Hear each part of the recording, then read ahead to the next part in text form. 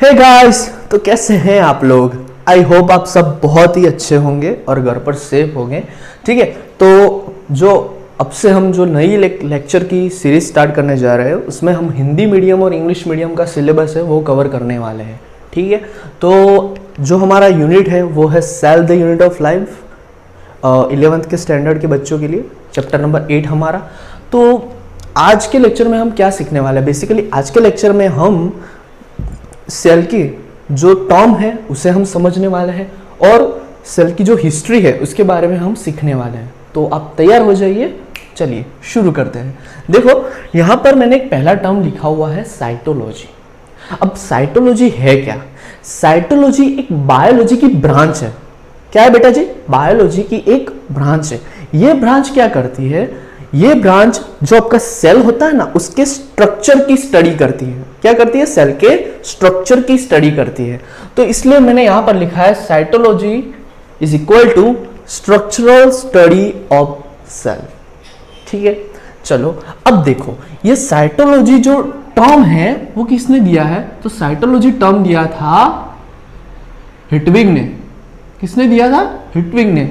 Okay, चलो अब देखो ये जो साइटोलॉजी जो टर्म है उसे मैं ब्रेक डाउन करता हूं तो मुझे यहां पर दो वर्ड्स मिलेंगे। एक मिलेगा मुझे साइटोस और दूसरा मिलेगा मुझे लॉजी। अब साइटोस का मीनिंग क्या होता है? साइटोस का मीनिंग होता है काइटोस। ओके, और लॉजी का मीनिंग होता है लॉगस। अब काइटोस का मीनिंग क्या होता है बेटा जी? तो काइटोस का मीनिंग होता है सेल और लोगस का मीनिंग होता है to study. It means cytology है क्या? साइटोलॉजी स्पेशली सेल की स्टडी करने वाली एक बायोलॉजी की ब्रांच है। ओके, बहुत अच्छे। चलिए अब देखो साइटोलॉजी में किस सेल की स्टडी की जाती है आपके। तो साइटोलॉजी में आपके आएंगे दो सेल, एक होंगे आपके प्लांट सेल और एक होंगे आपके एनिमल सेल। तो ये दोनों टाइप के सेल की यहां पर स्टडी की जाएगी बेसिकली। ठीक है, अब देखो एक दूसरा टर्म है, एक दूसरी ब्रांच है जिसे कहते हैं सेल बायोलॉजी। ठीक है, अब सेल बायोलॉजी में जो आपका सेल होगा उसकी स्ट्रक्चर की स्टडी तो की ही जाएगी, साथ ही साथ वो सेल के फंक्शन क्या है, ठीक है, वो सेल क्या कार्य करता है उसकी भी स्टडी यहां पर सेल बायोलॉजी में हम करेंगे। तो जो सेल बायोलॉजी है वो बायोलॉजी की एक ब्रांच है जहां पर सेल के स्ट्रक्चर और फंक्शन दोनों की स्टडी की जाती है। तो देखो आपका कोई भी सेल होगा तो सेल का स्ट्रक्चर कैसा है यहां पर ये भी आप स्टडी करेंगे और सेल में कौन से फंक्शन हो रहे हैं वो भी आप स्टडी करेंगे। तो cell biology basically cytology plus molecular biology का क्या है? कॉम्बिनेशन है। मीन्स के यहाँ पर साइटोलॉजी तो होगी क्योंकि यहाँ पर स्ट्रक्चरल वर्ड इन्वॉल्व हुआ है और मॉलिक्यूलर बायोलॉजी मीन्स के जेनेटिक्स, सेल का जेनेटिक्स क्या है, ठीक है, उसमें कौन कौन सी प्रोसेस हो रही है, उसकी फिजियोलॉजी कौन सी हो रही है, उसकी बायोकेमिस्ट्री की प्रोसेसेस क्या क्या हो रही है, यहाँ पर ये सब हम स्टडी करेंगे। तो मैं लिख देता हूँ यहाँ पर तो आपको याद है। यहाँ पर हम देखने चाहे तो हम स्टडी करेंगे जेनेटिक्स की, इसके उसके फंक्शंस में देखना चाहते तो जेनेटिक्स की स्टडी होगी, फिर होगी बायोकेमिस्ट्री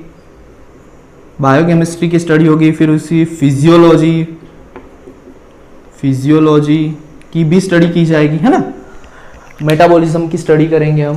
तो ये सारे फंक्शंस है। तो सेल बायोलॉजी और साइटोलॉजी में ये एक बेसिक डिफरेंट है। ओके गाइस, पता चल रहा है मैं क्या समझाने का ट्राई कर रहा हूं? बहुत बढ़िया बेटा जी। तो ये हो गया आपका टर्मिनोलॉजी। ठीक है, अब दूसरा जो हमें सीखना है वो हमें सीखना है सेल की बेसिक हिस्ट्री। ओके, चलो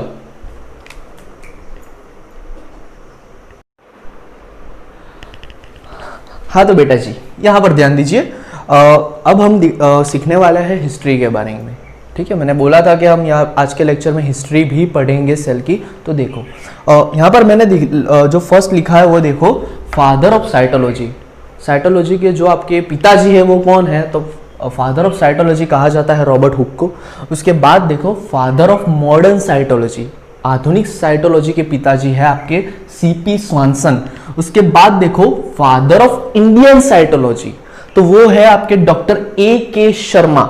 उसके बाद देखो father of microbiology slash bacteriology slash protology protozoology, तो वो है आपके एंटोन वैन ल्यूवेनहॉक। ये आपको याद रखना पड़ेगा।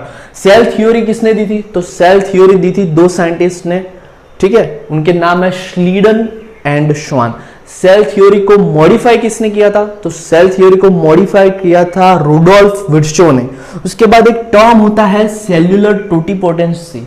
बेटा जी यहां पर ध्यान दीजिए, सेल्यूलर टोटिपोटेंसी किसे बोलते हैं? समझ लो एक सेल होता है, ठीक है, एक सेल होता है जो हम उस सेल को पूरा न्यूट्रिशन प्रोवाइड करते हैं, तो वो सेल आगे जाके पूरा मींस के पूरा ऑर्गेनिज्म को प्रोड्यूस कर देता है, उसे बोलेंगे हम सेल्यूलर टोटिपोटेंसी। मींस के देखो आपका कोई प्लांट है, तो प्लांट का देखो ये आपका प्लांट है, तो आप प्लांट का आपका एक लीफ है, तो ये लीफ जो है उसका मैं एक स्मॉल सेल ले लूंगा और ये सेल को मैं न्यूट्रिशन दूंगा, ठीक है, उसको जो भी चाहिए सनलाइट वाटर जो भी न्यूट्रिशन चाहिए वो सब मैं उसको दूंगा और आगे जाकर वो सेल पूरा का पूरा प्लांट प्रोड्यूस कर देगा, तो उससे हम बोलते हैं सेल्यूलर टोटिपोटेंसी।